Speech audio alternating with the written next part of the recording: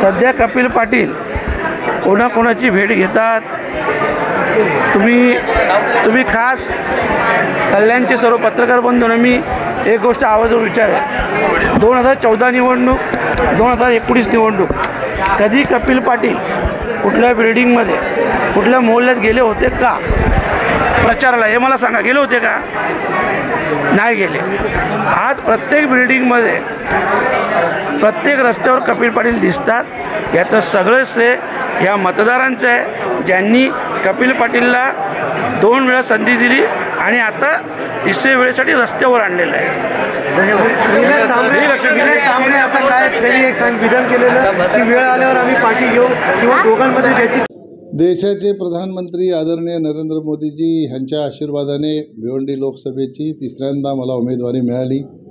महायुतीचा उमेदवार म्हणून माझी उमेदवारी जाहीर झाल्यापासून सगळेच महायुतीचे सहकारी हे जोमाने कामाला लागलेले आहेत. अतिशय प्रचंड उत्साह ह्या लोकसभा क्षेत्रामध्ये आहे. मोदीजींनी 10 वर्षामध्ये केलेलं काम, राज्य सरकारने मागच्या ह्या 1.5-2 वर्षामध्ये केलेलं काम, हे डबल इंजिनचं सरकार खऱ्या अर्थाने महाराष्ट्राला विकासाच्या दृष्टिकोनातनं खूप पुढे नेणार आहे. योजना मी आपल्याला सांगत नाही, वेगवेगळ्या योजनांची आपण जर माहिती घेतली तर त्याला खूप वेळ जाईल, परंतु लोकाभिमुख सरकार महाराष्ट्रात आणि देशात आहे. आणि मोदीजींनी आपल्या कामाच्या माध्यमातून देशाचा जो गौरव वाढवलेला आहे, त्याच्यामुळे जनतेच्या मनामध्ये प्रचंड विश्वास आहे, मोदीजींच्या नेतृत्वावर विश्वास आहे. आणि म्हणून ही जी निवडणूक आहे ही महायुती म्हणून आम्ही जरी लढत असलो तरी निवडणूक खऱ्या अर्थाने जनतेने हातात घेतलेली आहे आणि जनता ही निवडणूक लढत आहे. तर जिथं जातो तिथे आपण जर असं फक्त बोललं अबकी बार जनता सांगते 400 पार, याचा अर्थ मोदीजींचा संकल्प सिद्धीस नेण्यासाठी आन्सरेबल नाही.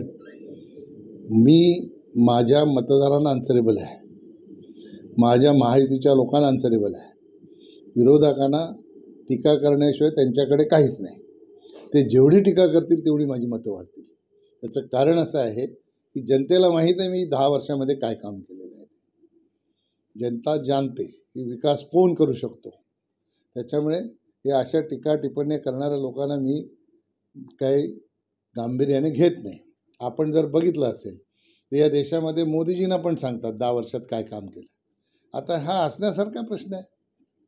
सगळ्या विश्वानी मान्य केलं आहे मोदीजींनी 10 वर्षात काय काम केलं ते, आणि त्यांना विचारलं जाते तर मला विचारलं तर काय एवढा फरक पडतो? सर काय सांगाल, दुसरी गोष्ट लागले तुमच्या विरोधात लढायचं होतं म्हणून फिरले. अरे वा, चला चांगली गोष्ट आहे. मी माझ्या विरोधात लढण्यासाठी 17 पक्ष फिरले, मग 17 वेळा उमेदवारी नाही मिळाली. लोक बोलतात, मी काय बोलत नाही बाबा, की त्यांचं वय नाही तेवढे पक्ष बदललेत त्यांनी. ज्याचा त्याचा प्रश्न आहे. एखाद्याला वाटत असेल की बाबा मला निवडणूक लढायची आहे तर त्याला कुठून लढायची आहे ते त्यांनी ठरवायचं आहे. कोणी किती पक्ष बदलावे याच्यावर मला भाष्य करण्याचं कारण नाही. जनतेला माहीत आहे आणि 4 जूननंतर कुठल्या पक्षात राहणार आहे तेही जनतेला माहीत आहे. त्यामुळे त्याच्यावर काय भाष्य करायचं. माणसाला स्थिरता पाहिजे, कुठेतरी माणूस स्थिर असला पाहिजे. जनतेची जर सेवा करायची आहे तर माणसाने स्थिर राहून काम केलं पाहिजे. आणि आता काय निष्ठा आम्हाला नशीब अजून सांगत नाही, नाही तर ते अजून एक भारी काम झालं असतं.